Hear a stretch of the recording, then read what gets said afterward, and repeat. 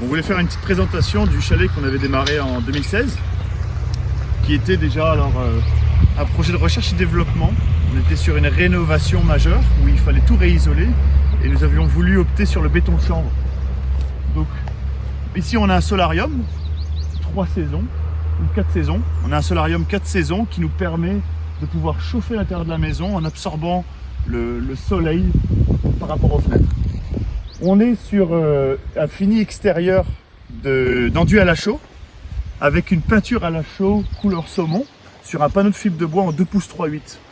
Pour nous, c'était un petit peu un nouveau défi car on ne savait pas vraiment comment s'y prendre. On s'était dit, bon bah, on aimerait avoir un fini enduit chaud, mais on aimerait couper tous les ponts thermiques.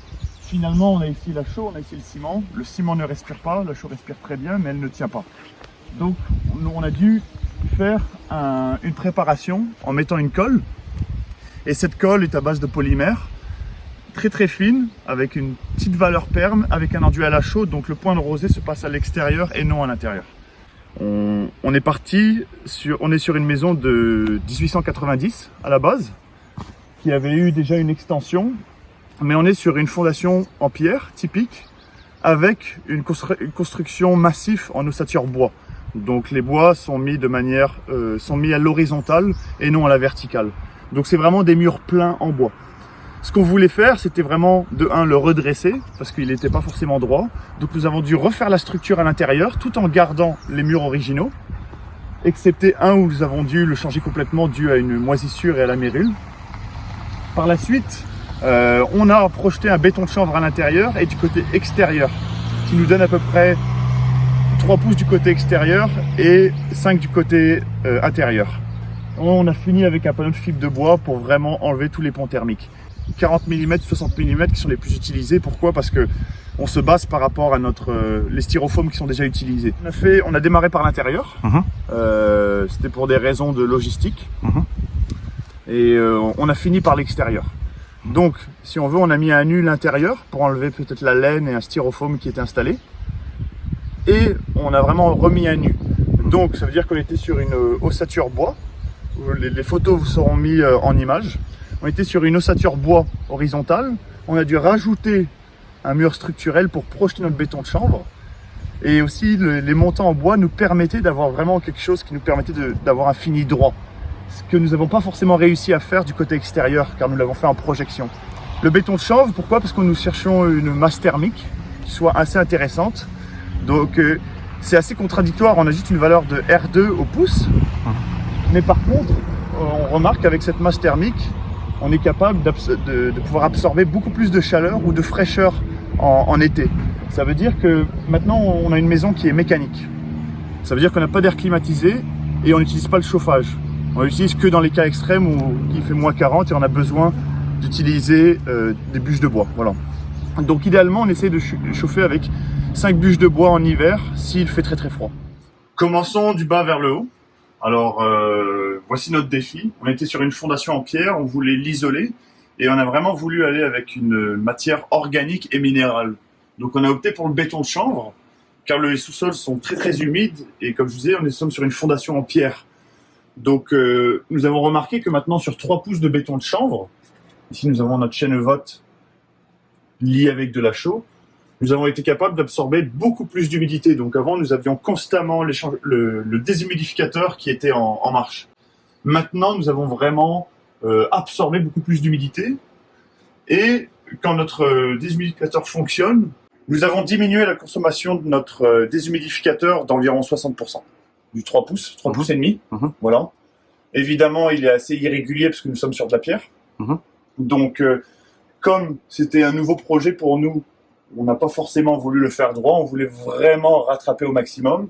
Idéalement, un jour, on aimerait finir avec un enduit à la chaux, un beau dégrossi. Pour alors de un, protéger pour pas que la chaîne de vote continue à tomber. Et de deux aussi, c'est que ça va nous apporter un peu plus de gestion hygrothermique. Voilà. Et il y en a qui le font à l'ancienne, ça veut dire qu'on le fait à la truelle, en donnant des coups. Il y a la méthode en coffrage, qui marche très très bien aussi. Nous, on a opté vraiment pour la projection.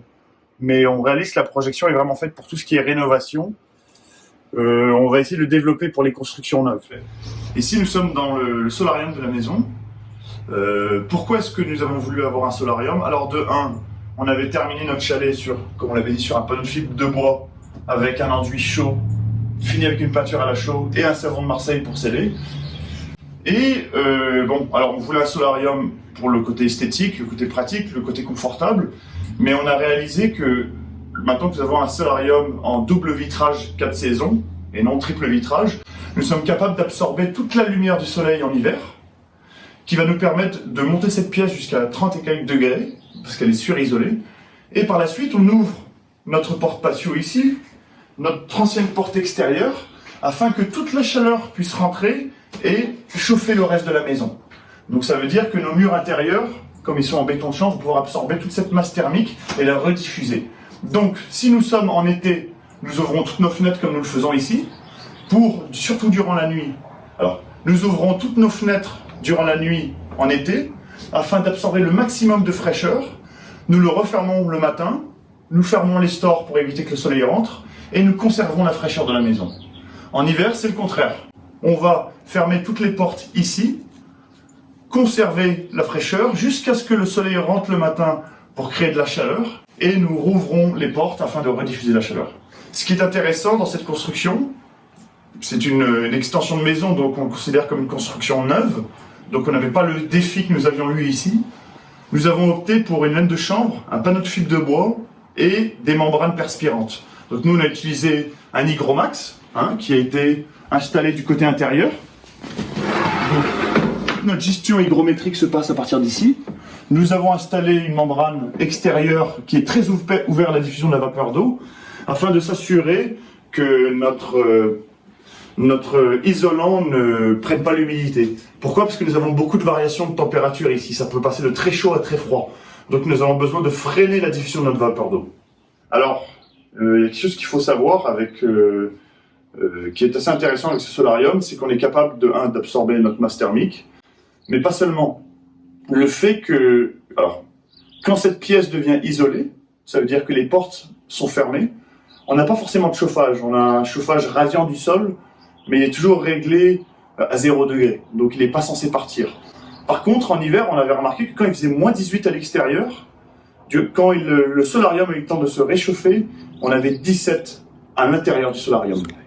Donc c'est plutôt impressionnant pour une pièce qui n'est pas chauffée. C'est vraiment mécanique.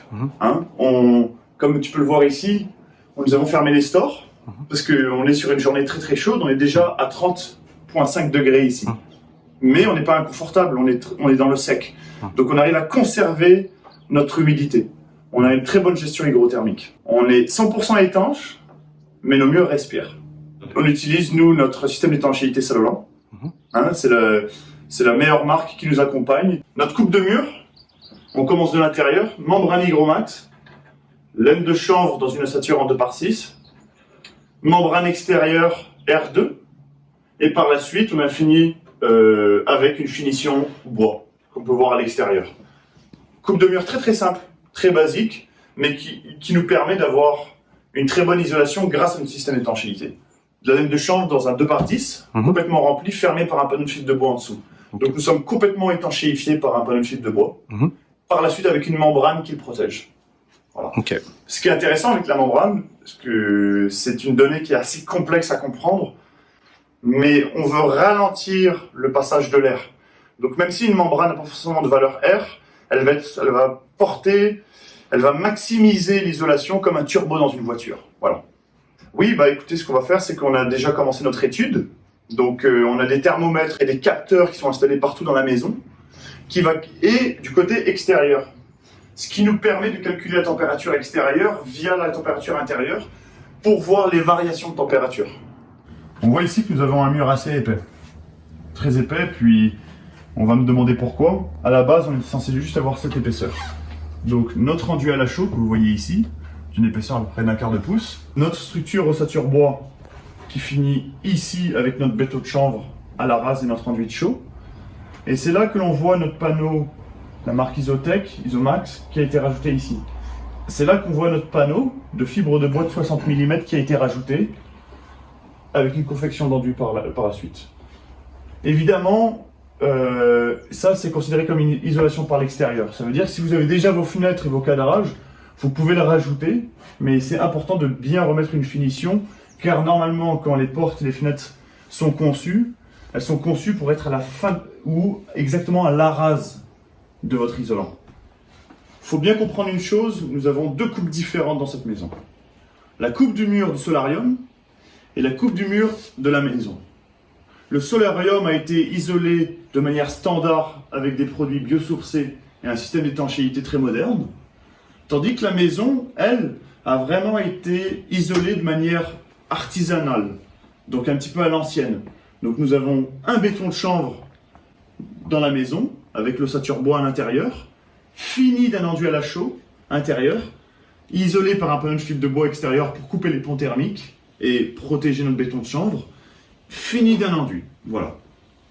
Le solarium, nous sommes sur une ossature en 2x6, membrane d'étanchéité Hygromax, 2x6 avec une laine de chanvre à l'intérieur, fini par un panneau de fibre de bois et une membrane d'étanchéité perspirance. Point barre. Ce qui est assez intéressant, c'est que nos murs ne sont même pas passifs, ils ne sont pas doublement épais, mais agissent presque comme une maison passive. C'est incroyable. Il faut savoir qu'une maison passive est considérée comme un label.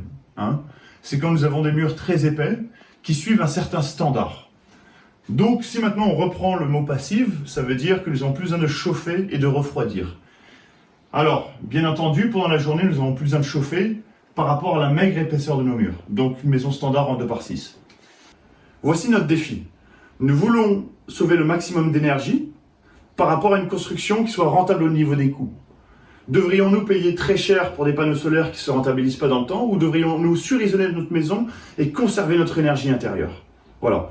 Nous, on essaie de trouver la balance entre les deux, par rapport à notre prix ou à l'énergie que l'on va utiliser via l'épaisseur de notre isolation.